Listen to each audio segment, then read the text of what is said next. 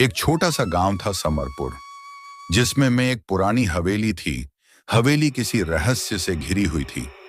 कहते थे वहां एक भूत रहता है। हवेली को लेकर गांव वाले हमेशा अजीब किस्से सुनाते थे। ठंड कितनी बढ़ती जा रही है। पिछले हफ्ते सुना है उस हवेली में फिर किसी की मौत हो गई। न जाने कितने लोगों को खा गई ये हवेली और कितनों को अभी और खाएगी।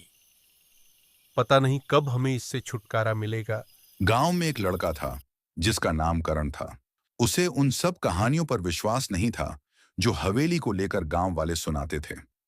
वह सोचता था कि ये सब सिर्फ लोगों के मन में बैठी डर और कल्पना का परिणाम है। एक दिन उसने निश्चय किया कि वह हवेली की सच्चाई जानकर ही रहेगा। रवि ने उसे सलाह दी कि वह उस हवेली में रात को जाए। तुम्हें लगता है कि कोई भूत होता है? यह सब सिर्फ बचकानी बातें हैं।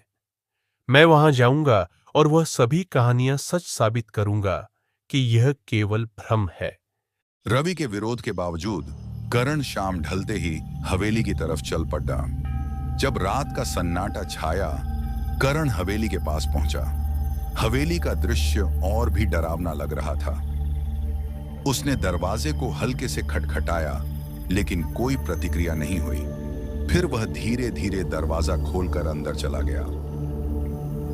करण के कदमों की आवाज हवेली में गूंज रही थी। वह कमरे में दाखिल हुआ और उसकी नजरें अंधेरे में किसी चीज की तलाश में थीं।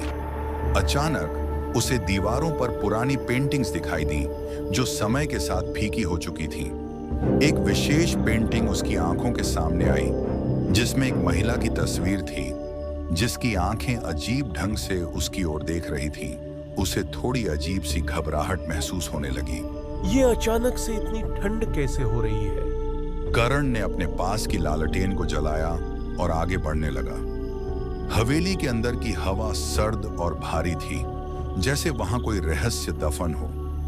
वह एक कमरे से दूसरे कमरे में जाता रहा।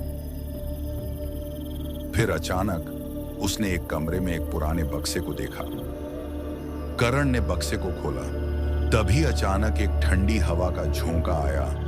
उसमें से कुछ कागज बाहर गिरे।